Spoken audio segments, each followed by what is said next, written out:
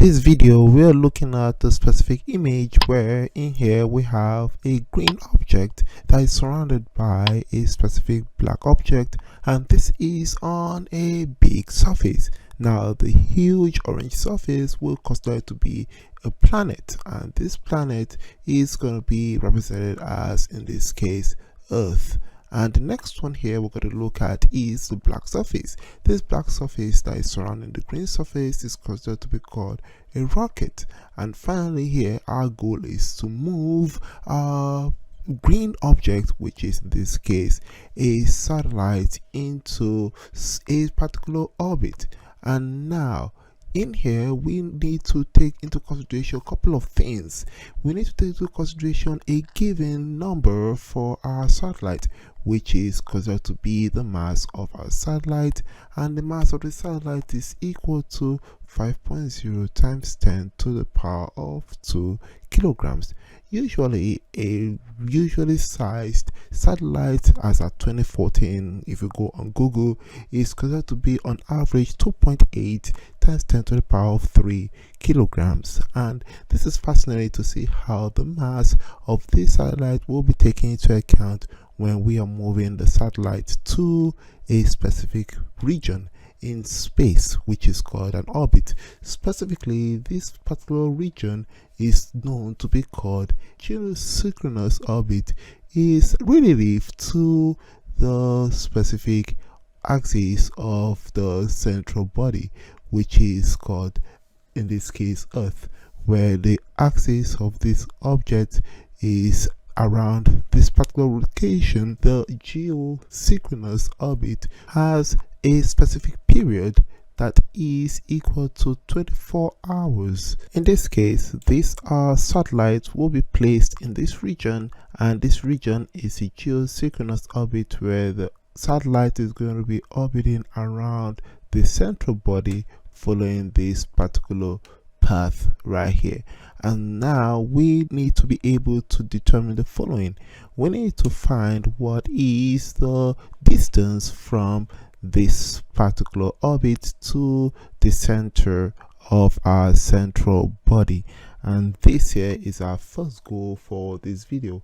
Our next video we're going to look at other things to consider. What is the specific potential energy of our rocket plus the satellite on the surface of Earth?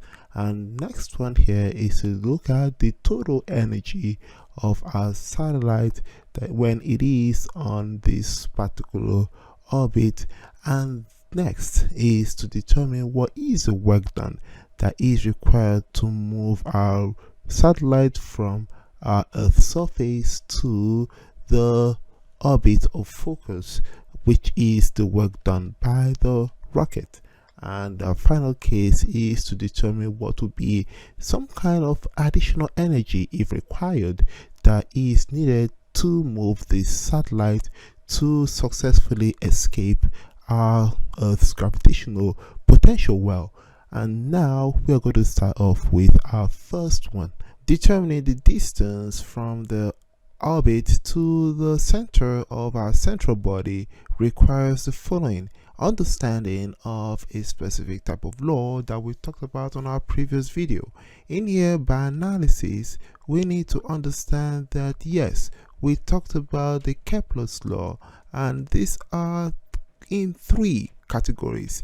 One is that we need to understand the shape of our orbit, and the second one takes into consideration what part of the orbit our particular satellite tends to move faster. Is it closer to the central body or away from the central body? And finally here is looking at how the radius is related to the period of the orbital part. And now we are going to look at the third one, which shows the relationship where in a particular stable orbit, which we're going to express as this, and for this region to be stable, we need to understand that yes, there is a balance that has to occur between the object that is on that orbit and any other central object that is positioned around here. And this balance comes in 2 points. One is that there has to be a balance between the centripetal force and that of the universal gravitation law. And this here, for this centripetal force, we are looking at it based off of our object that is on the orbit. And the other one here, universal gravitational law, is the combination of not only the mass of the satellite but also the central body.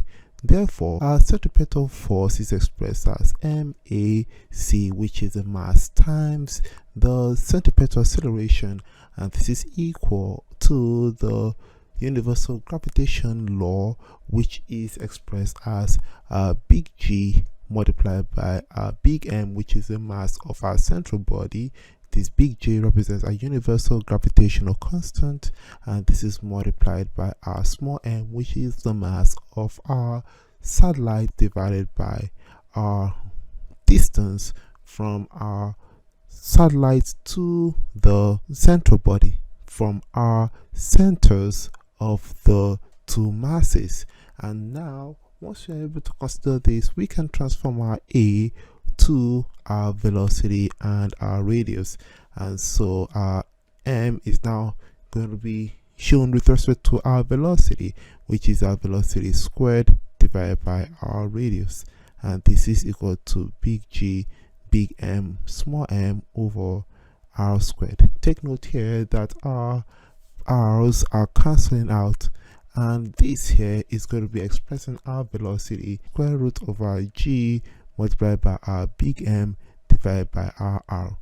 Take note also here that since we know that our period, which is expressed as t, is equal to 1 over f, which is frequency, and this is also equal to 2 pi r divided by v, we can rearrange these in terms of v. Therefore, we can put our v equals 2 pi r over t in this equation, so that we can re-express this equation in terms of our t. Therefore, t is equal to square root of 4 pi squared r cubed over r g multiplied by m.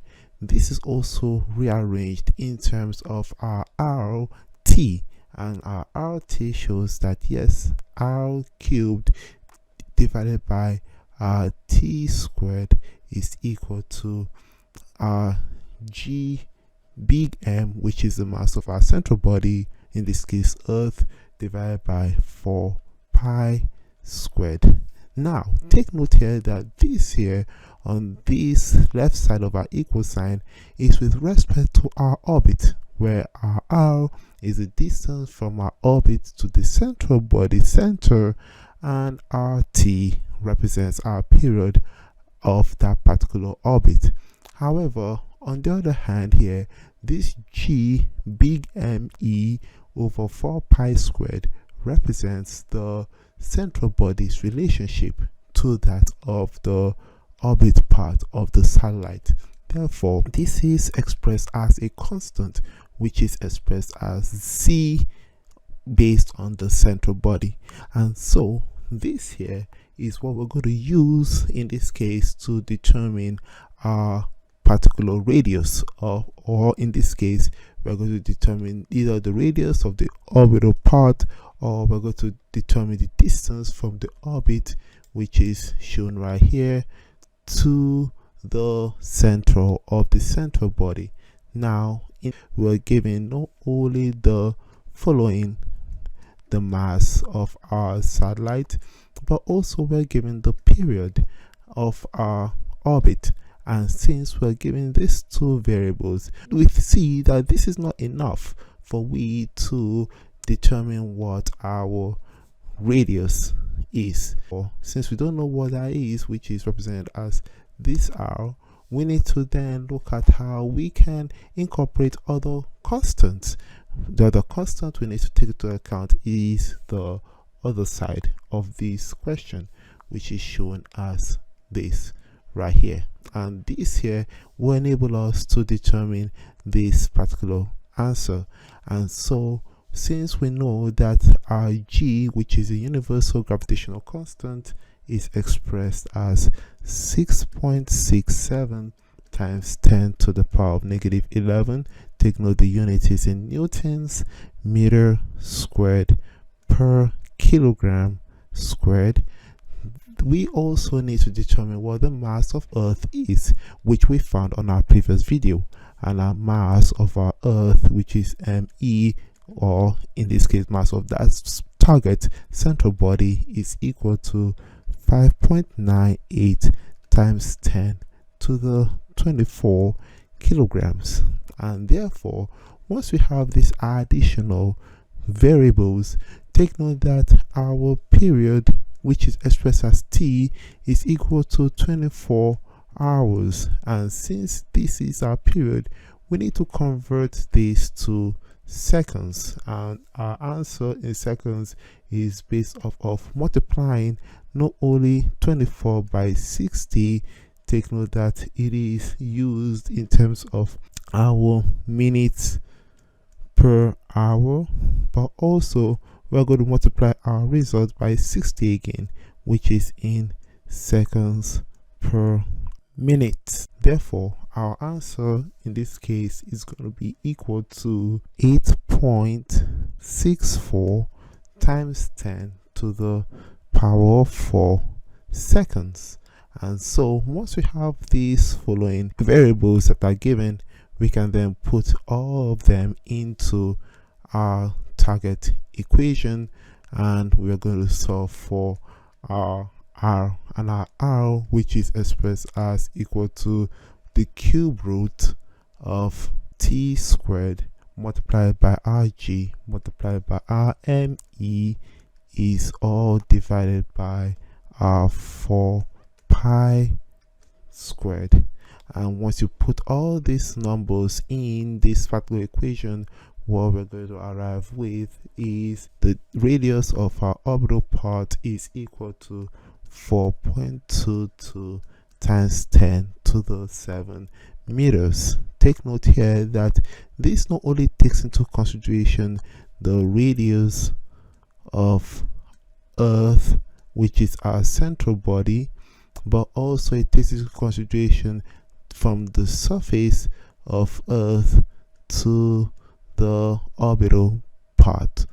And this here is going to be considered when we are going to determine what this number is. And to determine what this number is, we know that the radius of Earth is equal to 6.37 times 10 to the power of 6 meters.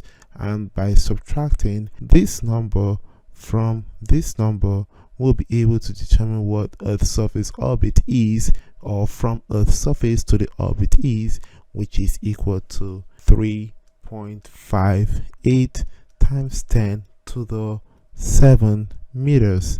And therefore, this here is the answer to the question, which says that we need to determine what the distance from Earth's surface, which is where the rocket is positioned at before it is launched, to the point of location, which is the geosynchronous orbit.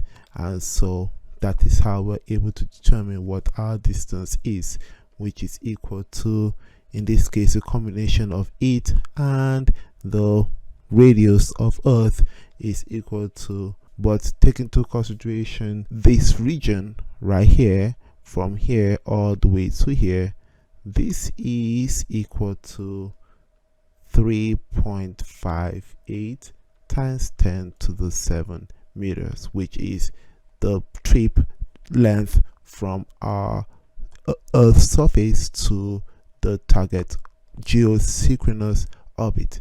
I hope you found this video informative. Please hit a comment down below. Let me hear your thoughts about this. On the next video, we're not only going to look at the potential energy of our rocket and also our satellite when it is on our Earth's surface, but also we're going to look at the total energy that is experienced by our satellite when it is on our geosynchronous orbit. And finally, we're going to look at the work done that is needed to move our satellite to our target geosynchronous orbit with the help of the rocket.